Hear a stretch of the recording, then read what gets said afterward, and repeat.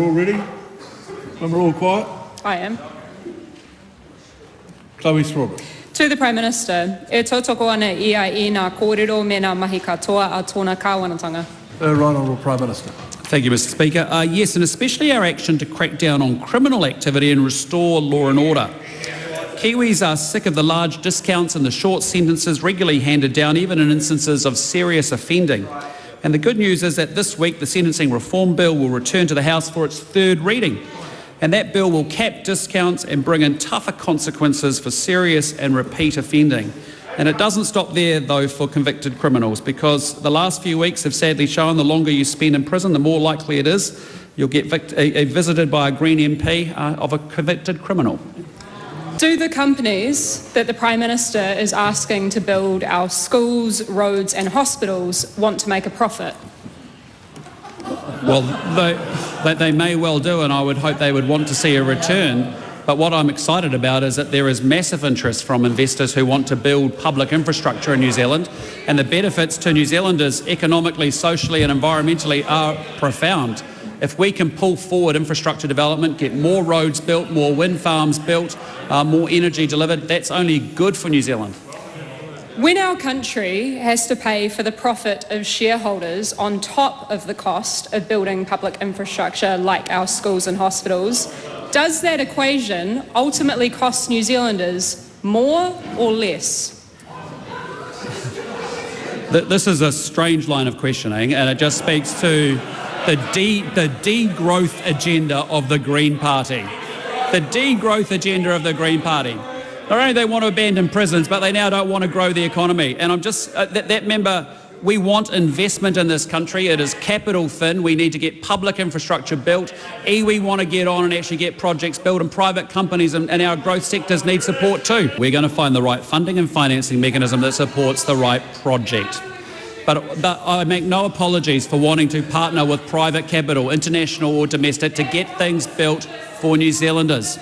You may disagree with us ideologically on that point as a degrowth party, but we want growth in New Zealand. That's what we're going to do. Our focus is on attracting investment to New Zealand so we can get public infrastructure built. The member seems to be confused about how economics works. We want New Zealanders to get ahead. We need them with more money in their pockets. We want them to have higher standards of living. And one of the ways we do that is we attract investment to New Zealand as well as use domestic pools of capital as well. The Honourable Chris Bishop. Is it government policy that profit is a good thing or a bad thing? Profit is a good thing. The Honourable Chloe Swarbrick. Does the Prime Minister accept that his plans for public-private partnerships will ultimately then cost New Zealanders more and send that profit offshore? No. We are looking at the right funding and financing tools and mechanisms to support the right infrastructure.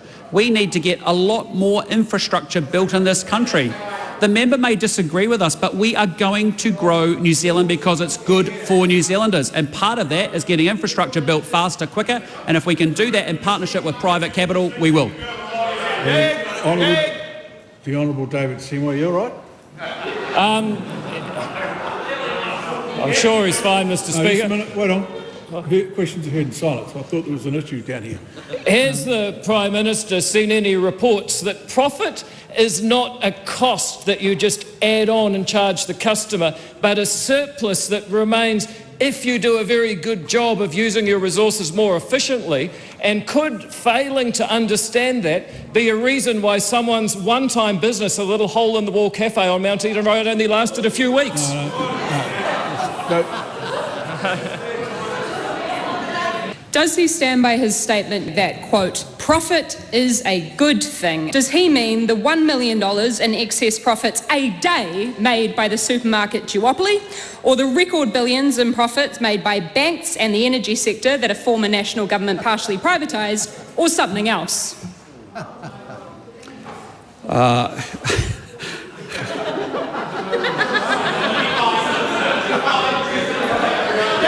Yeah.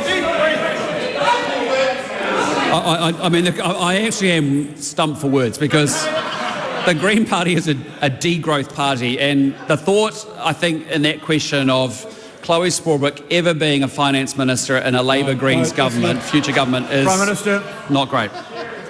What I'm determined to do is to make sure that we actually build infrastructure in this country. And this is a country over many decades now that has suffered from low economic productivity. It is a country that has suffered from capital thinness. Just look at our relative performance in the OECD at attracting foreign direct investment to New Zealand, and we have a major problem. So we make no apologies for accessing private capital, whether it's overseas or domestic pools of capital, to get things built for New Zealanders. Because if we can build more roads, more hospitals, more schools, more wind farms, more renewable energy, that is a good thing for this country, and that's what we need to do. Supplementary question, right on Winston Peters. Could I ask the Prime Minister, has his Cabinet decided to review all over the world where Das Kapital still works, and do they as a Cabinet intend to take on those economic theories? It would be safe to say that we are not proponents of Das Kapital or Thomas Piketty.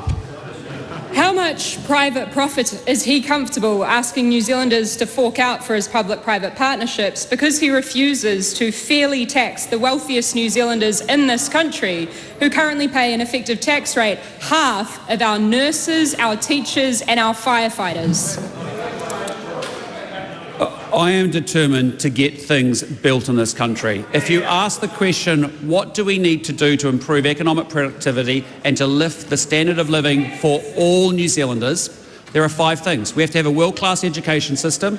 We have to embrace more science, technology, and innovation. We have to have more modern, reliable infrastructure, get rid of the red tape, and embrace trade and investment.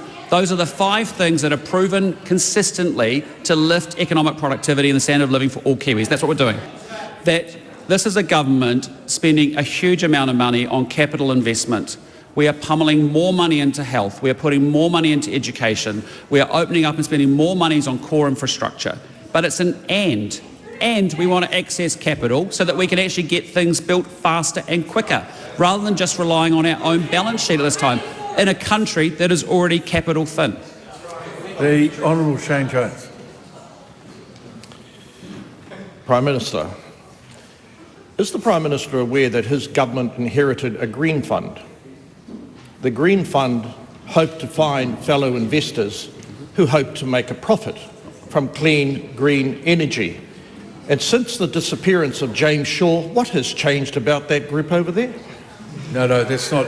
Last part of that question is definitely not answerable, but you may answer the last part. It's fair to say that we've got some serious concerns around the performance of the Green Investment Fund, and I'm sure we'll have more to say about that shortly.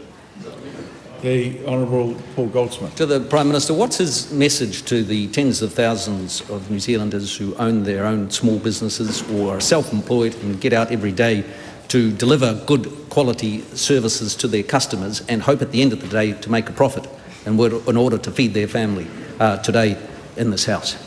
Well, I want them to know that we appreciate them. They are people of ambition and aspiration.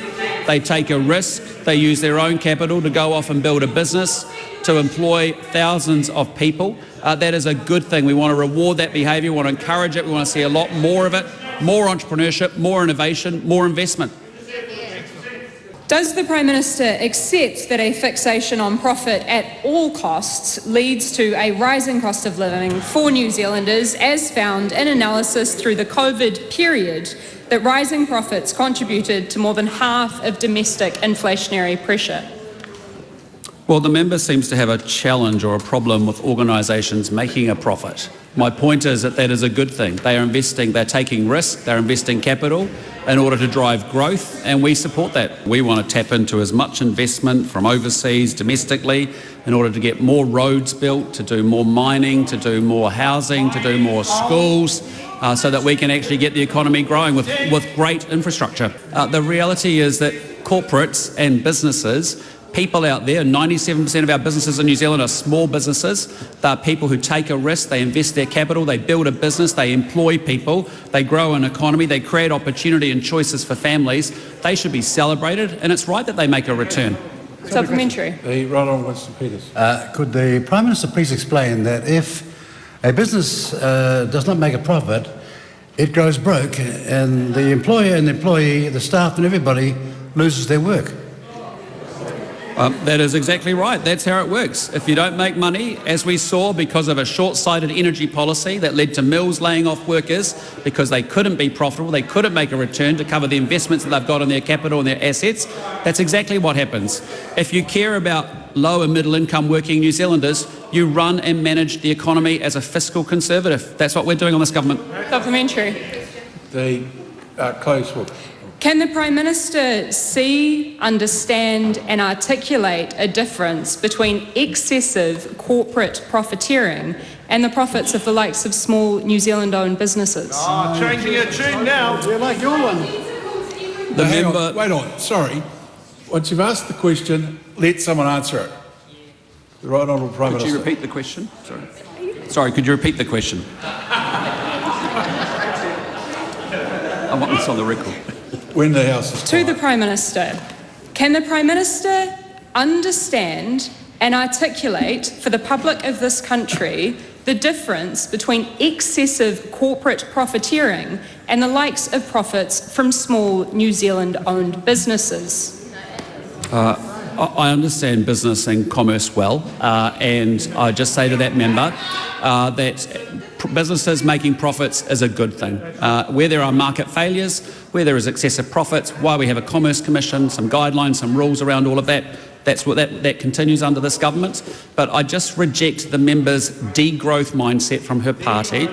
Yeah, that is not what New Zealand needs right now. If you are a working New Zealander and you want to create a future for your kids or your grandkids, you need growth. And for that to happen, we need free enterprise and we need companies and businesses to be able to make profits. That's not a bad thing. Poverty mentality. The Honourable Nicola Willis. Well, does the Prime Minister agree that the profit motive is a key principle of a capitalist market economy? And would he advocate other forms of economic philosophy, such as, for example, Marxism? I don't know. I'm sorry.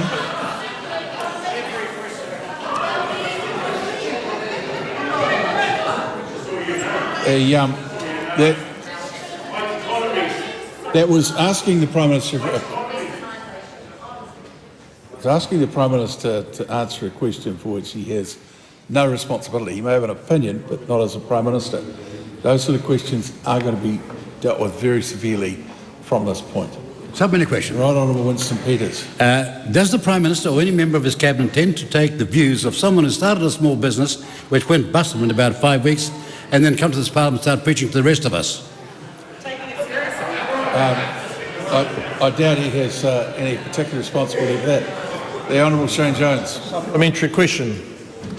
Can the Prime Minister confirm there is not only great value in Shakespeare, but there's value in a book called The Wealth of Nations, although the former has a famous saying, "We are the stuff upon which dreams are made of"? I think there's a lot of merits in Adam Smith, yep.